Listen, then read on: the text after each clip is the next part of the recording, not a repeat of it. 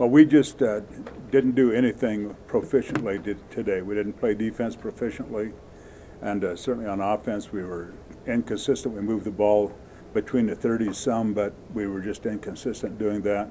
On special teams, we got some tremendous returns, only to have most of them called back because of penalties. And so for us, in all three phases, we did not play well. How much of a surprise is that?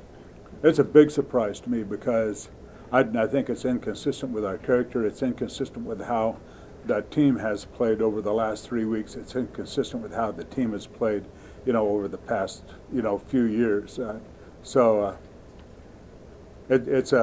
big surprise to me. The Lions that great, the Riders that bad, or a combination of both? Or? Say that again. The Lions that great, the Riders that bad, or? I think they played well. I think we played poorly, and I don't know exactly what the answer for why that occurred, but I'm going to work on it. Another ejection today. This one came fairly early and probably put you in a bind. What was your reaction to that? Well, again,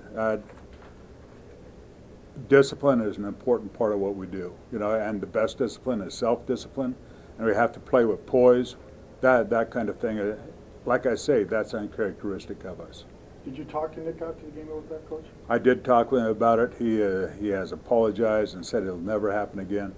And really, he's a good person. He's a strong character person. He just made a mistake, and I believe him when he says that it won't occur again. Yeah, he's a good player. You got any philosophy why we're having such trouble at home this year? No, I don't have a philosophy for that because you would think that this would be a place where we would play well, and for whatever reason, we didn't play well. We didn't play well today, although we have won our last two. So turnovers also hurt you. Turnovers and penalties, the two things you cleaned up in that three-game streak. So. Again, when I say uncharacteristic of what we've been over the last 3 weeks, certainly that ball security ratio, the deficit there, and then just the total outrageous number of penalties were just don't fit.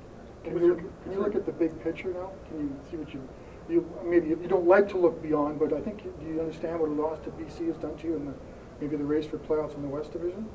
Well, I don't know just exactly what all of the ramifications are, but if there was any slack, certainly that's been taken out of and we just don't have any margin for any further error.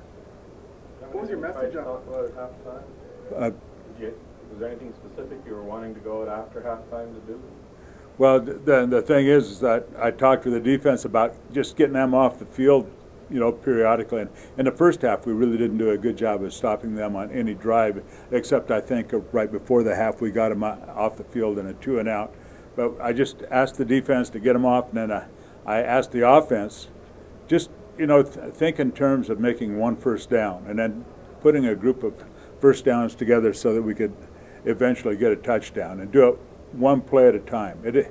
It's tough to think in terms of having to make 5 or 6 or 7 touchdowns. You have to stay focused on a primary thing and making plays happen one play at a time.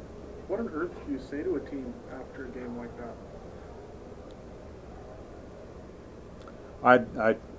I told them that before the game. I told them that I felt that this team was going to achieve great things.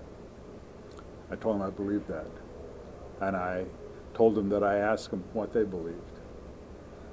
And so after the game, I asked them that surely this couldn't be an expression of what they believe, because certainly it's not an expression of what I believe.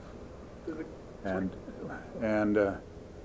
that, again, like I've said to you folks already, is that their level of play was uncharacteristic for how we've been playing, and that somehow we have to reach back and find a platform to build on so that we can do well as we move into the future. And I asked them to respond to me, and they like good soldiers, they all responded in a positive manner. So I believe that there continues to be hope. It's just that there's a lot of hard work to be done yet.